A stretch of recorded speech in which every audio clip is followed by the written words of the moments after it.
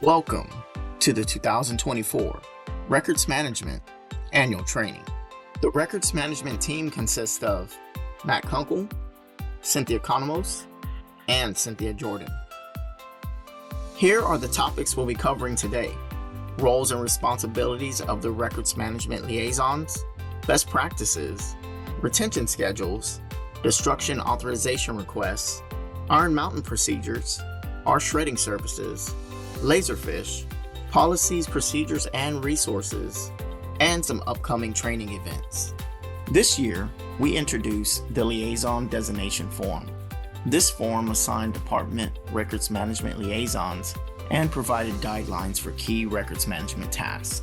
Our records management program relies on our liaisons to be the point of contact for records management compliance, best practices, and projects. With an overall records management score of 92% for the organization, the success of our records program can be attributed to the dedication of the liaisons. We appreciate all your hard work. Best practices for proper paper record storage includes reviewing records annually for destruction, installing fireproof cabinets when needed, using acid-free folders for long-term storage, not storing boxes on the floor, utilizing Iron Mountain for long-term storage, ensuring records are stored in a secure location, and keeping an inventory of records for your department and their location. When creating a new file room, reach out to the records management team for assistance. Best practices for proper digital record storage. For electronic folder structures, keep it simple. Avoid using more than 4 to 5 levels. Set limitations. Limit the number of people who can add new folders. Avoid stray files. Ensure every file is in a folder.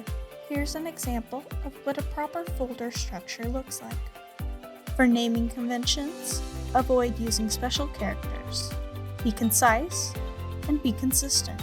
For more information on naming conventions, visit our SharePoint site.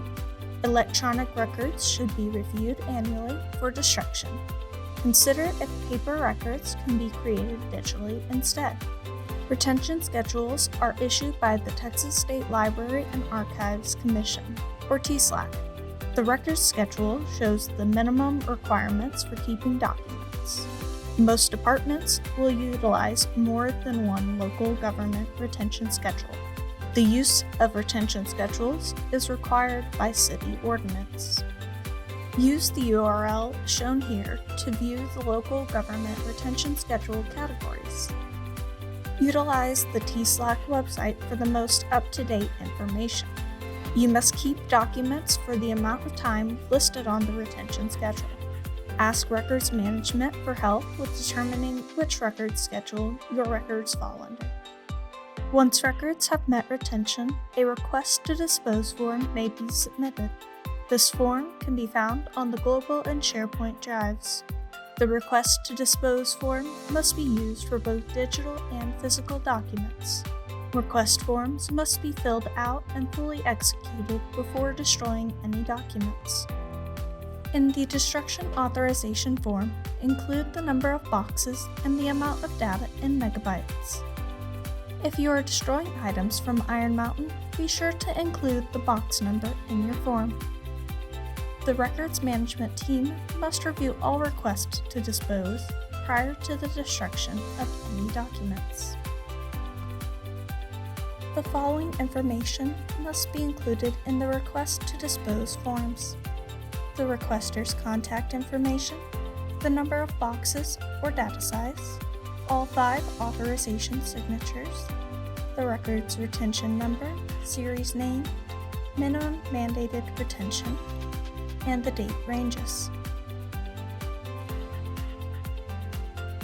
Iron Mountain is used for storing city records off-site. Records Management approves all boxes being sent to Iron Mountain. Create an inventory and transmittal form for the boxes you need to send. An inventory template and the transmittal sheet can be downloaded from the Records Management SharePoint site. Creating a detailed inventory allows us to find your records at Iron Mountain. Retention information should be included so we know when your records are ready to destroy. Don't send anything to Iron Mountain that is nearing retention. Be sure to type your transmittal forms. If you retrieve a box and are not going to return it, please let us know. Also let us know if you are retrieving a box for an open records request. Only shred documents with confidential information. Other documents can be recycled in blue recycle bins. All communication with Shred-it goes through records management. Routine shredding is paid for by the City Secretary's department.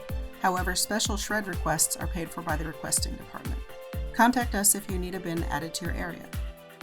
Records Management hosts a public records portal through Laserfish. We currently provide ordinances, minutes, resolutions, financial reports, and more to the public via this portal. Let us know if your department has frequently requested documents to add to this public resource. You can find our policy, procedures, and helper documents on the Records Management SharePoint site. Templates for records destructions, inventories, and the Iron Mountain transmittal form are there as well. Please visit the sites below for special training opportunities. You can reach our team at the contacts listed. Thank you for completing the 2024 Records Management Training.